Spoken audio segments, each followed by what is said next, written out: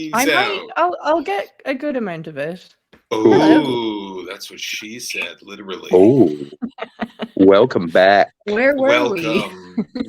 Hello, She was saying Wednesdays. things. By the way, Troggies, give us a comment. Let us know how you're enjoying this new 2-part week thing.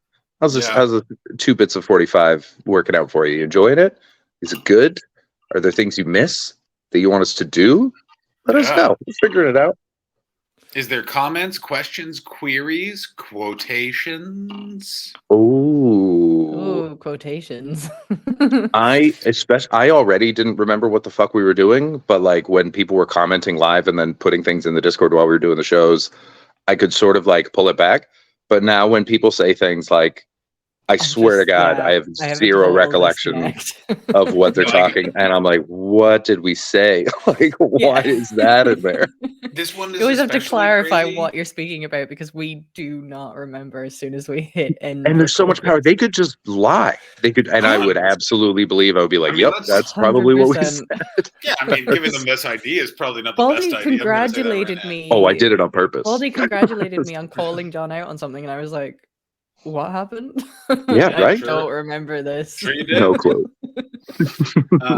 This was even crazier because before this, I got violently stoned and went for a run, and basically what is described as felt like a vortex, like it was so intense. And then I thought I was way further away from my hotel, and I just kept running, and then I was really close, and I just walked in the door, saw it was like we got the time zones all fucked up, and that's when I was like, I'm ready now, and just sat down in a sweaty t-shirt, changed, and like just went for it. And so the first 30 minutes of the last one, I was just like, where am I? That's when we were like going into like the time zone things. I was like, maybe we did confirm this 90 minutes ago. I just feel like I'm about to have a panic attack. So let's just let's get into this chat, or I'm gonna close this laptop. That's what's gonna happen, bros. Sure. Let me say this. So you have a crush on? I do. I have a crush on someone, and it's so fucking annoying. I can't believe you have a crush on Jack. Union Jack. Yeah, Union Jack Barry of the show. Yeah. Good One, I believe, is what that show is called. Is that what that show's called? What is Mae Martin's sitcom called? About. No, Good One's Pete Holmes's podcast. Oh no, I don't know. It's one of them. At this point, I don't know what Mae Martin's show's called. I can't remember. I love that Jack's involved though. Jack Barry's a sweet boy.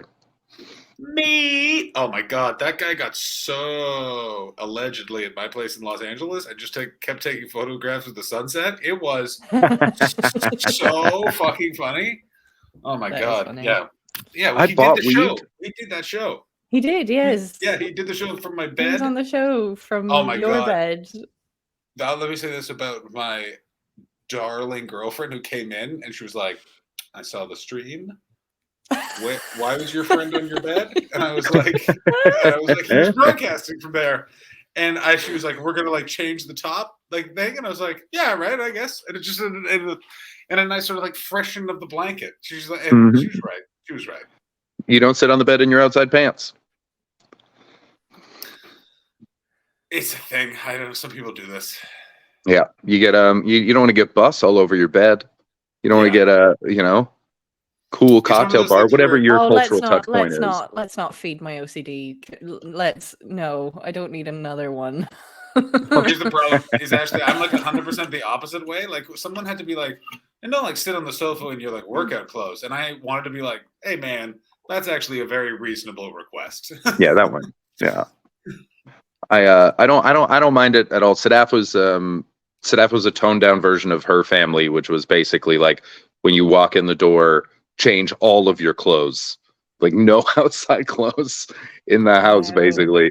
And so she toned it down. I mean, that's an exaggeration, but just to give you an idea, she toned it down to try not to sit on the bed in your outside pants. And I was like, I get that. London's disgusting. Yeah. Yeah, no. And I've toned it down to, you know what? I wash my sheets pretty regularly. So yeah. I stand by public transport pants. Let's get them off. Yeah. I mean, most of the time I do change my pants just out of sheer comfort anyway, because fuck wearing anything that has a button. Here's one post-COVID. Fuck yeah. You really hit button on that. Goddamn right. Here's For one zipper, post-COVID get fucked. that I stand by. This is when I stand by. Airplane, right off the airplane, shower right off the airplane. Oh, what are you doing? Yeah. Straight, in the hotel. I unpack, Straight shower. in there. Incredible. No. Feels amazing. Even before unpack, straight like a fucking like I've just been defrosted in a spy film, and you know what I mean. They're going through the thawing process. That's what I want.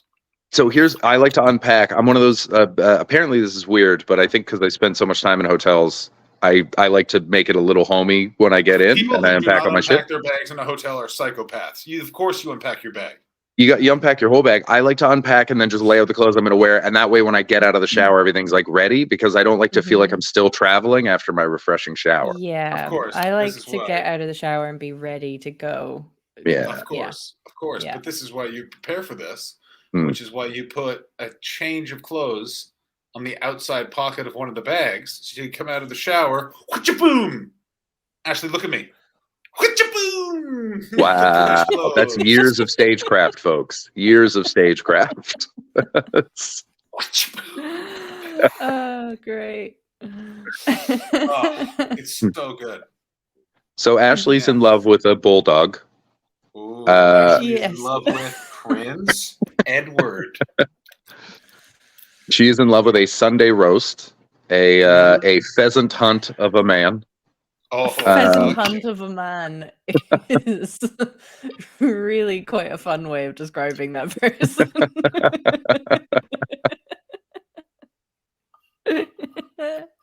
It's going to be so easy for people to figure out who this is. So far, we've been pretty good. True? That is not even true at all. I think I did give away a tiny piece of information that will make it easy enough to track down. And I think there was like a circular logic to it. But other than that, I don't think we've given much away. That it was recent. Yeah. And you can potentially... You didn't say where you met them. Yeah. No. But you can kind of have a look at who's in the general vicinity. I mean, I think you want people to know. Yeah, you want people to... You want to be I think you want people to know. I'm leading them to it, but I don't. You do. It's embarrassing. No, I don't. You do want to know. It's not embarrassing. John and I are both friends with him. He's like, he's fun and he's handsome and he's a silly bitch. You're not going to get what you're looking for, but you're going to get what you used to want. Yeah. You're going to get a lot of what you used to like. You know what I'm saying? Yeah. I can even throw this. My girlfriend has met and likes this person as well. Interesting. Okay. How do you like that? Very rare. I mean, it's not a red flag. I mean, they also like John. So what are you gonna? Who doesn't like me though? I'm pretty great. Pretty fun. Been farting this whole time silently. I've been impressed since I've been in Toronto when your name comes up, because it comes up semi-regularly when I discuss things. No one else brings you up, but I make sure of that. but everyone's always like, "Oh, Hastings." They're never like, "Ugh." So that's good. That's nice, right? That's always nice when you. I get that when reaction you've left a city. I tell people that I do a show with you guys. I mean, nice. Apparently there was a whip round in one of the British comedian WhatsApps of, all right, who are actually not the shithead dudes in this country, and apparently I was on that list which I was, and then I asked, can I get some of the other names who were on it? And they were like, yeah. And then I was like, can I get some of my friends? And none of the people I guess, they're like, no. And I was like, well, never mind. Oh no. I had a really nice moment with Paul in our kitchen, where he was like, John has this reputation of being like a really nice guy in stand-up. And he's like, I feel like you should have that. And I was like, I don't hang out with anybody. Nobody knows anything about me. Mine only, Chris, if it makes you feel better, mine only started when I moved from the UK, I feel like, is what it was. And I think it was It was just people would be like, "Where's John? He's nice." That's what I think happened. And Chris, by the way, I did not ask your name. I of course I asked a bunch of shaggers to see where they were on that list, and none of them made it. None of them made it. Wow, that's fun. I want to know if I'm on any lists. This is before you are, but I think you know the ones that you're on. There's the could fill the Glasgow stand, but that's a short list, and it's only on this podcast, so don't worry about it. It's only on our Discord that we control. There's probably like incel Scottish comics who are like mean. That's a good list to be on. That's one of those lists where you're like, good. Yeah. Thank goodness. That was there was a they found a to kill list in a kid's room in my high school, and I was on it, and I remember thinking like, good, fuck this kid, he's a piece of shit. He never acted on it. He never did anything. What if it was the guy who added me on Facebook? Oh no! Whoa. Oh no! And this guy deserves to be caught. If he adds you on Facebook, what a fucking shithead. That's a silly move. I don't think I've even added you on Facebook. I have no idea. Yeah, anymore. I use it for booking comedy and talking to older relatives, and it's good for international calls because Canadians don't have WhatsApp for some reason. It drives me insane that Canadians don't have WhatsApp. It drives me. North Americans will not adapt to WhatsApp, and it is a nightmare. WhatsApp is the best. And by the way, Mark Zuckerberg, if he really wanted to fuck with everybody, here is how he could get everyone to shut the fuck up about all of the war crimes Facebook has committed. I'll release everyone's deleted and not deleted WhatsApp messages. We're going to shut the fuck up, Mark. We're going to shut the fuck up. Yeah. Yeah, it's compromat as a technology. I had to delete. What the fuck is that reference? Ashley, do not. We're not. I decided to skip past it because I just didn't. No, I didn't know. No, we're not gonna fucking. We're not. This is how he gets to be this way. What does that even mean, you motherless fuck? Compromat is it's the Russian term for blackmailable information. Fuck yourself. First of all, this is it. First of all, we're pro-Ukraine on this podcast, so how dare you? How dare you? I don't know the Ukrainian word. They're not as sneaky as the Russian government, so they don't advertise their blackmail skills. Russia's all about it. That's the P-tape. The P-tape was Compromat. I was listening to a podcast this week that I think you guys would both find quite interesting. Was it called Cool Guy Says Complicated Words? No. No, it's about a band called... A band called Death? The Backstreet Boys. It's called... it's a... Pantera. Basically, it's about a suspicion. I haven't finished the podcast, so I don't know what the outcome of this investigation was. But it is about... Oh, John, I'm drinking a health drink. Look at me with my greens. Good. I had a spirulina and acai powder with some protein as a recovery drink right when I sat down. And I'm going to tell you, Very it's nice. turned my asshole into a real scene, baby. Ooh, I haven't been drinking for the last 2 weeks because my schedule is so busy that I just basically can't. And I am annoyed at how good I feel. Yeah, it's the thing. Once you stop drinking, I had one cocktail with my lady when we went out for dinner, and it tasted so good. And besides that, I haven't, and it is amazing. It's the best. Once or twice a year, that's the way to do it. Oh, I'm smoking. I don't drink that much anyway, so I don't feel like I need to quit it. But I'd say I have drinks once or twice a month, and that's just because I have to wake up at the fringe. Yeah. Well, I have to wake up at 7:30 every morning to go to work, which isn't early for normal people, but I've been working nights my whole life, so it's insane for me.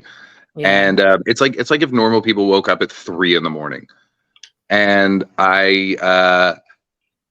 I try to do shows at night, and I'm trying to write jokes, and I'm trying to do all these things, and so I'm just tired, and so I can't have my body also dealing with booze because I'm almost 40, and I feel amazing, and I'm waking up like before my alarm and exercising, and I'm alert. I'm dreaming real intense. How those cigarettes? Oh, constant. You can't do everything. Yeah. It doesn't affect my sleep. Also, here's the best here's feeling. A great Lots lots of cigarettes. of cigarettes, no booze. There's a guy, Professor Andrew Huberman, so I heard him on Tom Segura's podcast, and Segura was like, "Yeah, I saw you on Rogan," and I was like, "Uh-oh." And so I listened. He's like a scientist at Stanford, and he does like health science. And I messaged a couple. One of my friends is like a kinesiologist, and another friend is just very into health. And so I messaged them both. I was like, "Do you know this fucking guy? Is this a Dr. Oz figure, or is he cool?" And they're like, "No, he's cool." So he's very interesting, and he's calmed me down about smoking a bit because he's like, nicotine is actually really good for your brain. Cigarettes are terrible for you, but nicotine actually fights off cognitive decline and keeps you sharp. And he was like, "Yeah, I know a bunch of scientists that just chew Nicorette because they don't even smoke; they just chew Nicorette because it keeps your brain sharp." So that'll keep me in cigarettes for a little while. Thanks, Professor. Yeah. I mean, I found that podcast. I'm just going to briefly tell you what this is. Yeah. Because it's actually really fascinating. It's called Wind of Change, and it's about the song Oh, Wind the of Scorpions. Change by the Scorpions. Yes. Do you know this thing about how it's a CIA psyop? Yeah. That's what I've been listening to this week. It's fascinating. So good. Also, the Scorpions as a band rule, and also it feeds way more into the possibility that it is a conspiracy theory because one of the guitar player, one of the there's brothers in it, one of the Schenker brothers lost his mind and just disappeared for a year, and they found him in a motel somewhere. It's never really been clear what happened. Like he just MK Ultra. I mean, but here's the thing with MK Ultra is like MK Ultra was a thing. Like MK Ultra gave us Ted Kaczynski, gave us Whitey Bulger. Like there's a bunch of people that they know. MK Ultra was all of the LSD brain experiments. It was also Operation Goodnight, and they had to stop that because they would bring people into a bordello, give them LSD, and then be like, "Let's see what happens." And then this guy just jumped out a window, and they were like, "Okay, so that's what happens, I guess." Yeah. They were trying to figure out how to brainwash people, and they kind of did, but they had to put it to an end. That's what when the first thing that I saw when VR started getting good was my first thought was like, how are they going to MK Ultra this? How are they going to? There are weird experiments going on with people where they're just like, let's just see how Inception we can get them within a VR headset. Like put them in a VR headset thing where when they think they're wearing another VR headset, so they take one off and they think they're in reality, but they're still in a fucking headset. That kind of stuff is going to be happening. I don't like that. They're going to start doing it. Guaranteed. They're already doing it. That. You know how much we didn't need Ted Kaczynski and Whitey Bulger? Like those are the two big sort of cases that because it was the MK Ultra studies at Alcatraz and the MK Ultra studies at Harvard. Those are sort of the two ones, and they probably had. Not probably. They both definitely had underlying severe, dangerous mental illnesses, and then were just weaponized by the government. And then because it's the government, and this is what I hate about everything, and why conspiracy theories are so annoying, because we could actually talk about this, but nothing's going to change because we're talking about the fucking flat Earth, is that they were like, well, we're not funding that anymore. So, what's that? You're just ranting about the Earth, and you know how to make a bomb? Yeah, it's going to be fine. All right, I'll see you later. Good luck out there. Yeah. Yeah. We're not keeping any records, so there will be no way to find you guys. Be cool. Can you guys be fucking cool? Or be super crazy. What a fun debrief. I love the idea. The debrief is like, hey guys, be cool. And then just send them out in the world. And it's Whitey Bulger and fucking Ted Kaczynski. Like Ted Kaczynski, who is So also, by the way, and this feels so weird, except for the whole murdering everyone, I kind of agree with everything is in his manifesto. I gotta tell you, reading that is a real hard But you read. feel the same about him as you do about Alistair Campbell. No, I feel way better about Alistair Campbell than I do Ted Kaczynski, but great allegory, they're on the same scale. Alistair, you know me well, they're on the same scale. Alistair Campbell a lot higher. He's a lot higher on the scale. Ted Kaczynski's down there. Ted Kaczynski just kind of was just, he was, a broken clock's is right like twice a day. Same thing with his manifesto. Yeah. Like he got me. I just don't agree with murdering people to get there. Did you guys have, I don't know if this is just like the crowd that I ran with when I was younger, but did you guys like know people who were like, listen, Charles Manson is a monster, but have you listened to his music or read his poetry? Of course I did. Of course. I wrote a new bit. I don't know if I'm going to do this, but this is genuinely true. I realized this, which is, it's shocking I didn't know anyone at January 6th. Do you know how I know more people that believe in the occult than people that own property by a magnitude of by 3 times. Also, I know you more do a podcast people. with someone who believes in the Loch Ness monster, for fuck's sake. She's out there. She's out there. I mean, I know more homeless people than people that own property. How about that? Yeah, that's my what I learned. My parents are homeless. Yeah, there you go. There you go. Yeah, wild shit. Yeah, no. I used to be able to talk about the Bilderberg Group and not have to explain what I meant. That's bad. You can't just. Ashley, do you know what the Bilderberg Group is? Exactly. Good for you. Well played. Good job. Actually, guess what you weren't doing in the early 2000s? Smoking weed with my friend Paul. And by the way, or my friend Stevie. Yeah, and I got news for you. I was the one smoking the weed. He was sober, and that's even more alarming. That's worse. That is worse. Yeah. Has anyone, I think I brought this up before, but I keep thinking about it. Has anyone done like an overlap study of like MAGA-esque thought, regardless of country, but like I guess specifically in the States, and opioid addiction? I really think that it's not a coincidence that like meth went wild, and then that whole part of the country has now lost their fucking minds.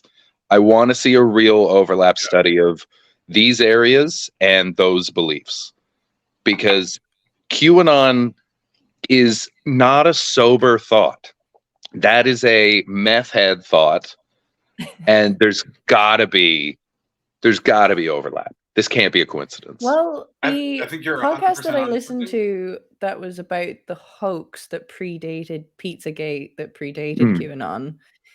Those people were the moon landing. You're talking about the moon landing. Yeah, you're talking about the Cambridge.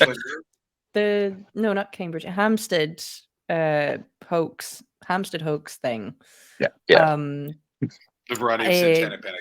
Yeah. But the satanic panic thing, and the people who made those children come out, they were basically big believers in like hemp and using hemp to having hemp smoothies every day, and they'd give the kids hemp smoothies every day, and all of this sort of thing. So yeah, I think there must be some overlap and stuff like that. It's so fucking like Coke psychosis thought. That there has to be an overlap, and I'm annoyed that like I have an eye out for it, and I'm that idiot I'm subscribed to like 3 or 4 newspapers, and I haven't seen anything, and it seems so obvious to me that this has got to be what's happening, at least in a huge, like one of the major contributors. It's not going to be all of it, but it's one of the major contributors. Okay, so you're onto it. They all have trauma. So if you talk to anyone who's a big adherent of QAnon, any major conspiracy theories what's verging onto their personality, there is always a moment of like, well, someone like did something happen? Did you like break up? Like, me and my girlfriend broke up, but that has nothing to do with the fact, like it's that sort of rupture. So you're 100% right. Is the thing that like with 2016, which was, it was 8 years after 2008. So there was a huge amount of people who hadn't recovered from that. And in that time, meth had happened and the opioid crisis had happened. And now those people are also now getting hit with a wave of the fentanyl crisis again. They're already homeless and now addicted to something. I think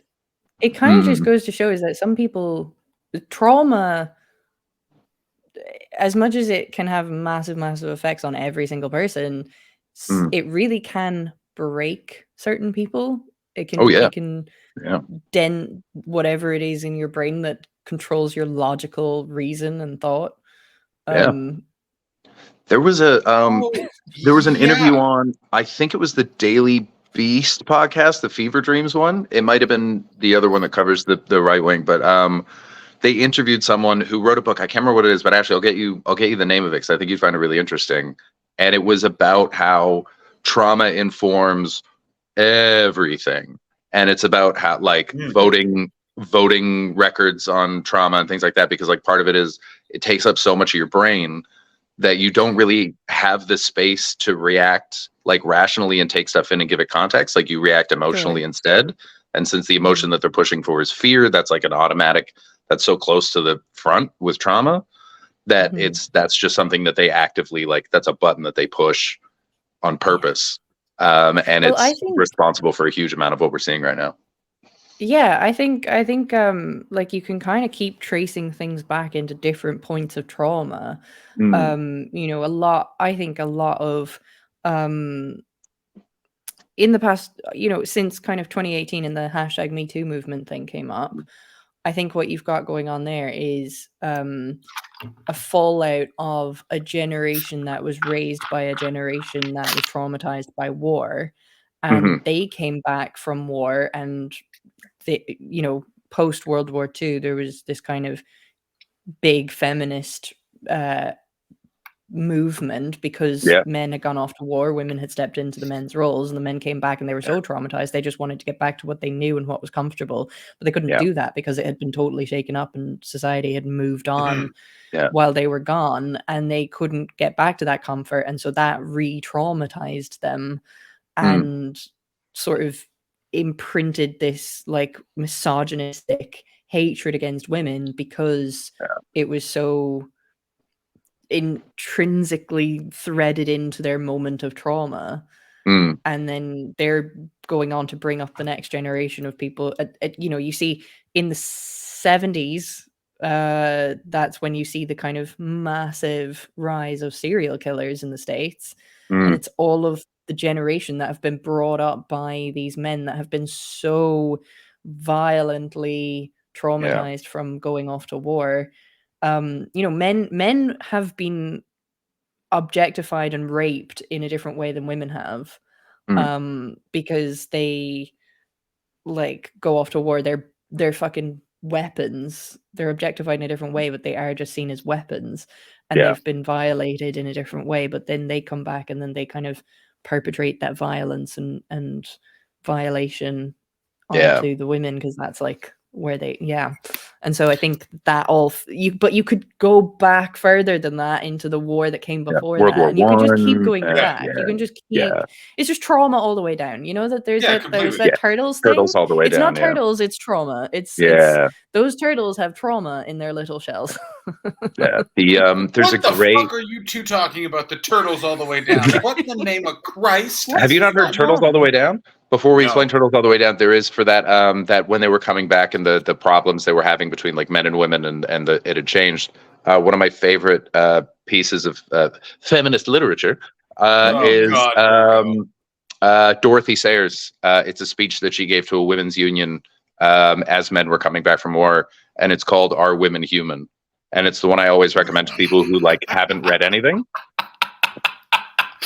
It is wild what feminism had to clarify in the early days, because it's are women actually also considered human beings? And then there's a big photo of a man. We're not. No. But what's great about it is she because she draws it down to a very simple thing, and it's how I see a lot of things now, where she's just listen, are we women or are we people? Because if we're people, you got to treat us as people first. And that's how I've been thinking about people are really mad at trans people. And it's you're very focused on the trans part. And you seem to be forgetting the people part. And the people is definitely the most important part of this. And Black people, all that. It's always are they human? It's all right, well then stop being such a fucking asshole. And it's great. It's very short, but it's very clear and concise and wonderful. I always recommend it to people who don't don't know anything about feminism, like haven't really thought about it, and only see YouTube videos that are shared by people who hate women. And so I'm like, just read this. It's really simple and effective and to the point, and like common sense in a nice way. And it's like, I don't think it's necessarily going to change how you see things, but it might put a dent in the armor, or like open you up to a few questions. So yeah, Are Women Human by Dorothy Sayers is fucking excellent. I just want to say this. In 80 years, and humankind is so fascinating, but in 80 years, I like that still. Like 80 years ago, wanted to be like, all right, I'm going to give a speech. I don't want to be controversial, but I'm going to say it. Women are human. And know, there were some women in there being like, this uppity psycho bitch is going to get us in trouble. What are you doing with these out there thoughts? Yeah. Like, just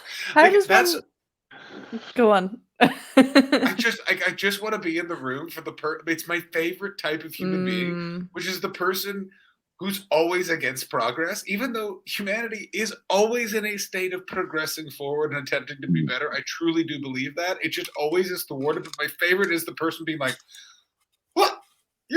This is crazy. We're Cobracks that you fuck.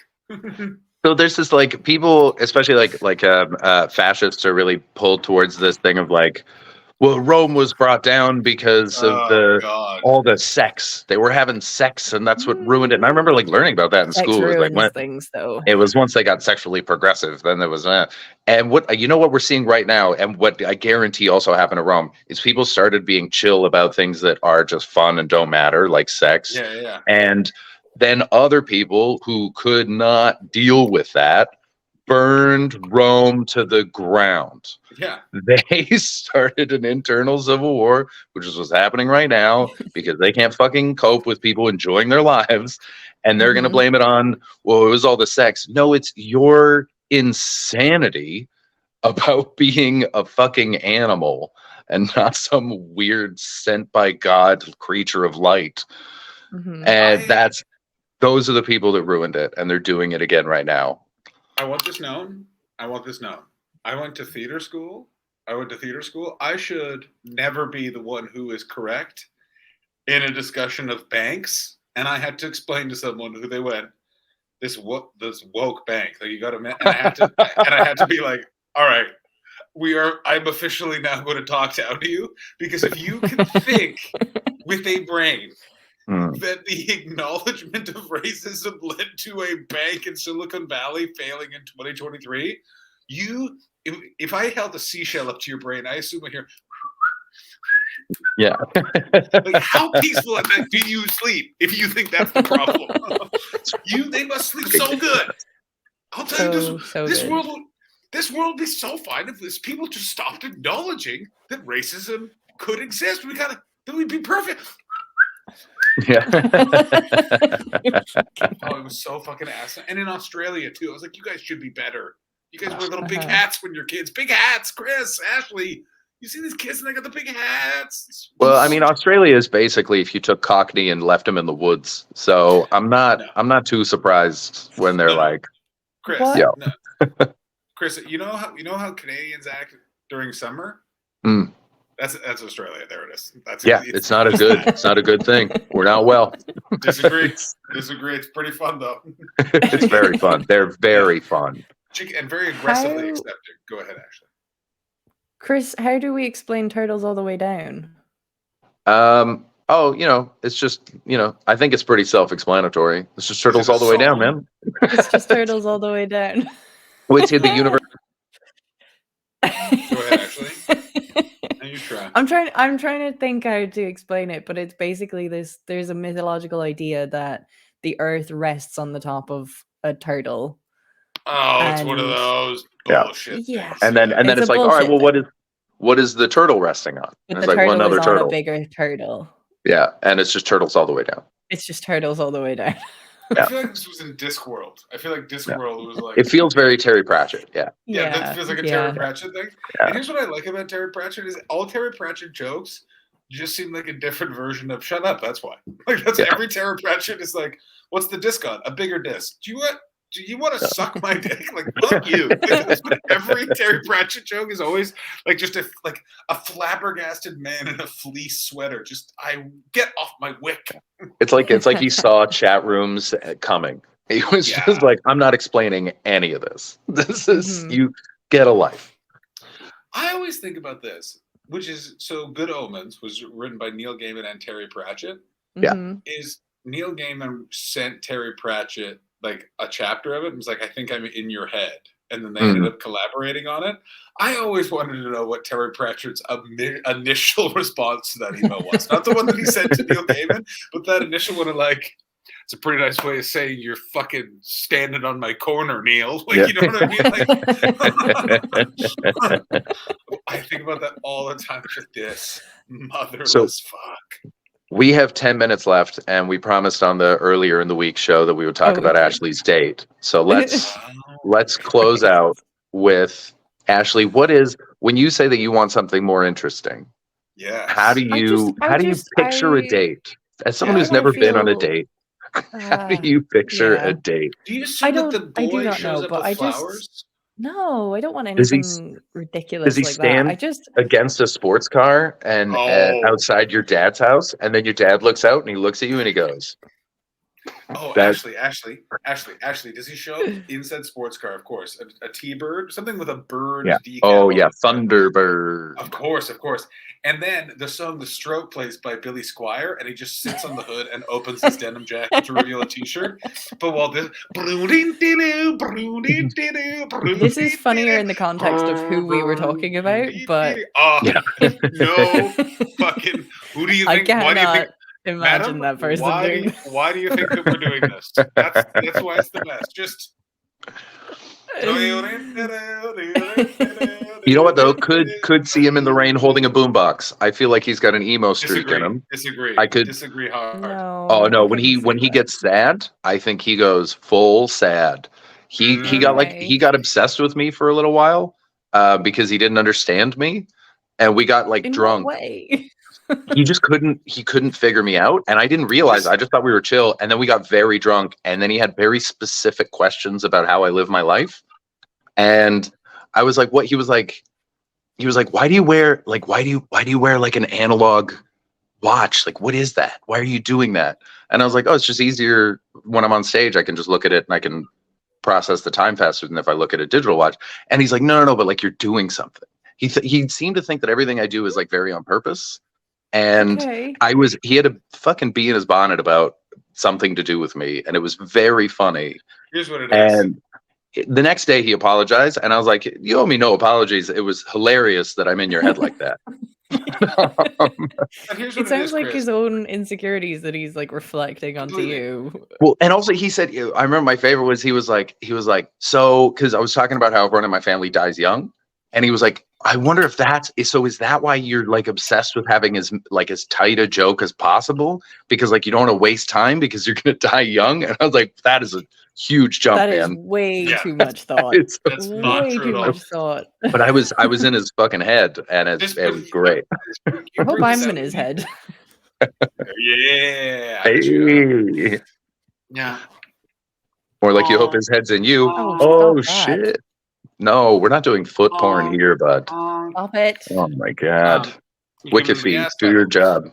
No, here's what I'm going to say. This is the thing with Chris, Ashley, is that he brings something out in people because people assume because English people do things for affectation. And Chris is just wearing a shoes with a bunch of holes in it because he's just a fucking poor fuck who's just a fucking weird guy. Yeah. And then so they think there's more to it. And then they get really pissed off. And it's just like... They're always looking. They're Chris looking for the turtles. Someone like that, to be fair, they're always looking for the turtles. Yeah, they're looking for turtles. There's no turtles here, bro. It's happened with me as well because they're like, because people always get pissed off. They're like, well, "Why are you doing a million gigs?" And I was like, "I like gigging." The amount of times where they're like, where people have gone, "I don't think you do," and I'm like, "Okay, tell me how I live my life." Yeah, I am aware. I had a therapist enough to know that I made reflection. But please stop. This is interesting because we didn't talk very much. But one thing he did sort of, because I briefly mentioned a couple of things about myself in the conversation that we had. And then we were leaving wherever we were leaving. But he kind of was just like, you seem to have a lot going on. You seem to be trying to do a lot of different things. And I was like, do I? What? And I didn't really know what to do with that question. Well, he's interesting because he's like pretty confident. I think we've established it's a he. We've established it's a he. I'm muddying the zone. You can't describe. Yeah, you can't say a pheasant of a man and then go, no. Clearly a pheasant hunt of a man is a woman. And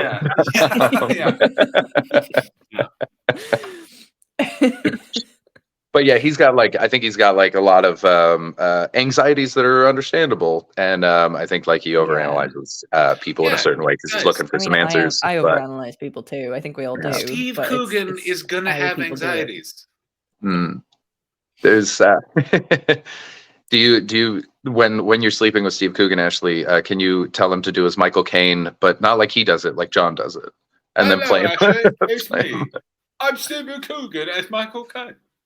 We are going to engage in intercourse, or as I call it, going to Elephant and Castle. If anyone ever does John's impression of Michael Caine while I'm sleeping with them, I think I will have to retire. Because you nailed it. It's never going to get better. Is that it? You peaked? Go out on top? How happy I would be. This show would be unlistenable. I would literally, this is just what it would be. The entire show would just be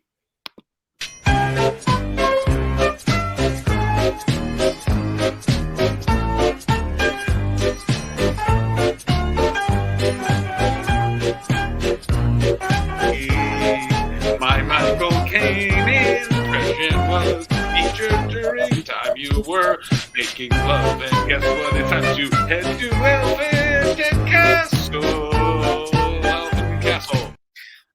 Okay, we have 3 minutes left. That was so fucking funny. Ashley, quickly describe your date. We won't interrupt you. Start to finish. Go ahead. What happens? No, I don't. How do you see it? I don't know how to describe a date. I would like conversation. I agree. Oh my God, that's so bleak. You know what I mean? Jesus Christ, that was so bleak. I gotta tell you, I actually know exactly what you fucking mean. I've dated in the UK as well, because everyone in the UK is just looking for fucking trans. Where the fuck did she go? Is she dead? Where did she go? Okay. I didn't. As you bent down when I had to leave. So. Oh, okay. Your screen froze just as you went, so it looked like you just disappeared. Yeah. That's because I'm hotspotting off my phone, and my phone had an alarm. I gotcha. That's so funny. The alarm affected the Wi-Fi.